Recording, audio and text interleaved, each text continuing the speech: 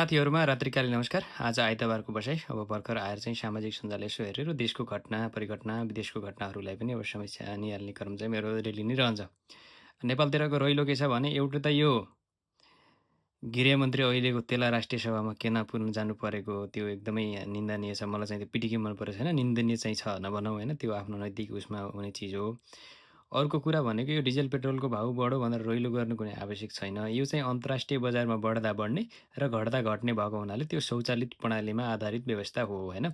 अब हामीले तेल पनि अब अरू देशमा गएर धेरै टाढा गएर हामीले चाहिँ किन्दैनौँ होइन, भारतबाटै हामीले चाहिँ तेल किन्ने गरिन्छ। त्यो भए हुनाले अब हामी यस्तो अवस्थामा पनि छैनौँ कि जनतालाई उताबाट महँगोमा तेल किनेर सरकारले थोरै त्यसमा रकम सब्सिडी दिएर जनतालाई कममा वितरण गर्ने अवस्था पनि छैन, किन भन्दाखेरि सरकार हरिकङ्गाल नै छ। अबको विकल्प बाटो भनेको गाडीहरू इभी रन्काउने, हाइड्रो पावरहरू देशमा प्रचुर सम्भावना छ, त्यतातिर लगानी गर्ने, त्यो हाइड्रोहरू बनाएर देशमा इलेक्ट्रिसिटी चाहिँ पुरा गर्ने र इभीबाटै चुल्हाहरू जे जे आवश्यकता छन् त्यो पुरा गर्ने।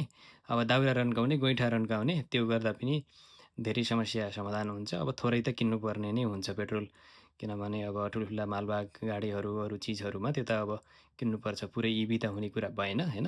अब यही नै छ, बाँकी हेरौँ कसरी जान्छ। धेरै रहिलो नगरौँ।